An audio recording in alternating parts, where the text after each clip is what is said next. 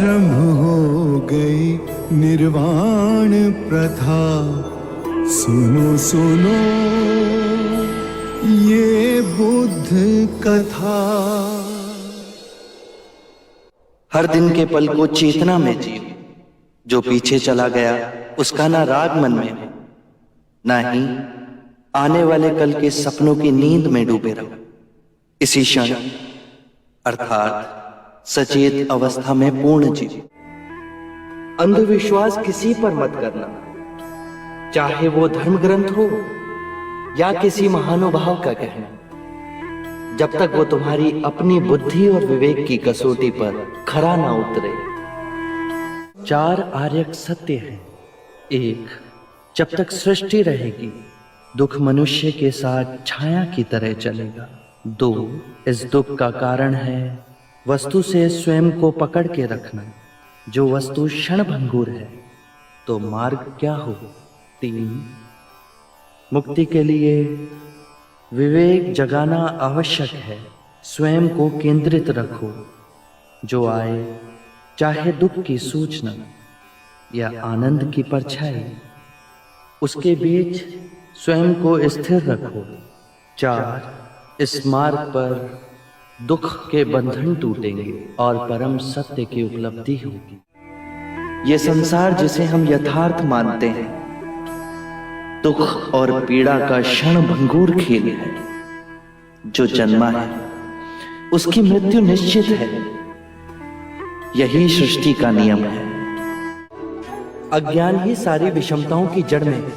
अज्ञान न पूजा न व्रत न चढ़ावों से समाप्त होता है।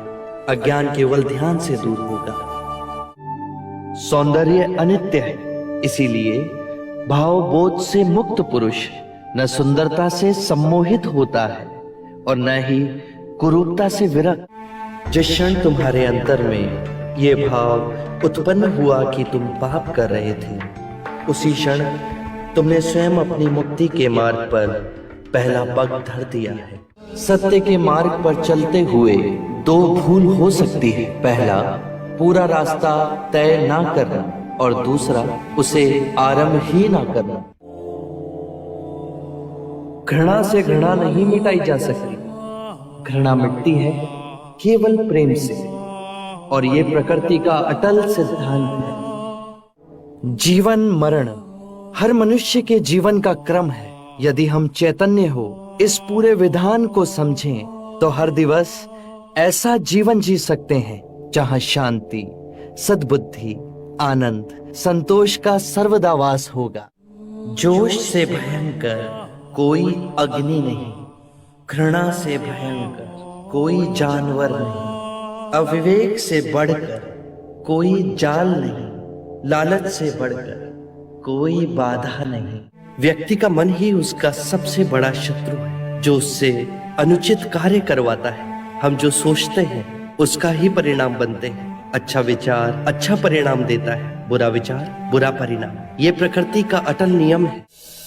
करुणा से ही हम दूसरे जीव की पीड़ा समझ सकते हैं, उसका दुख दूर कर सकते हैं।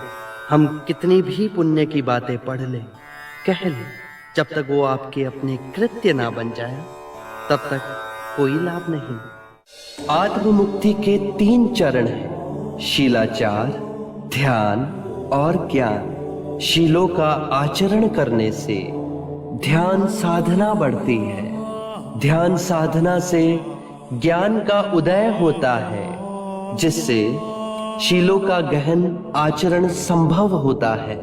इससे हम लोभ, क्रोध और अज्ञान से मुक्त होकर आत्म मुक्ति, शांति और आनंद की प्राप्ति कर सकते हैं।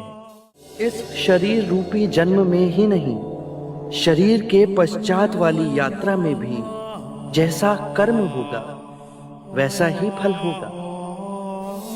जीवन का रहस्य है भय से मुक्त होना। कल क्या होगा, तुम्हारा या मेरा क्या होगा, किसी पे निर्भर ना होना। जैसे ही भय को अस्वीकार करोगे, पूर्ण मुक्ति मिलेगी। धर्म और संघ हम सबके अंतर में है। जागने की क्षमता बुद्ध है, जाग के जिस पथ पर चले वो धर्म है, और अपने पूरे मन को एकत्र करना संग है। और ये तीनों रत्न हम सबके अंतर में ही है। कितने भी धार्मिक ग्रंथ पढ़ लो, कितना ही उन्हें कंठस्थ कर लो, यदि वो तुम्हारे जीवन के कृत्य ना बने तो समझना कुछ भी नहीं किया। 3 सत्य हैं जिन्हें जन जन तक पहुंचाना है। उदार हृदय, दयालु वचन, सेवा में अर्जित जीवन और करुणा। यही 3 मंत्र मानवता का नव निर्माण करेंगे। मृत्यु का भय उसे ना होगा जिसने अपना जीवन बुद्धिमानी से जिया हो। ये शरीर तो नश्वर है, पर मेरी वाणी, मेरे सूत्र बन सदैव आप लोगों के पथ को प्रकाशमयी करेंगे। अपो दीपो भव, अपना दिया स्वयं बनना, अपने बुद्ध को पहचानना। जागो और धर्म के मार्ग पे चलो, अपने अंतर के संग को साधो। अपनी शरण में जानो, किसी को ना खोजना। जो है सब अस्थिर है, उसके बीच स्थिर रहना। परिश्रम से निरंतर संघर्ष करना, कभी हार ना मानना।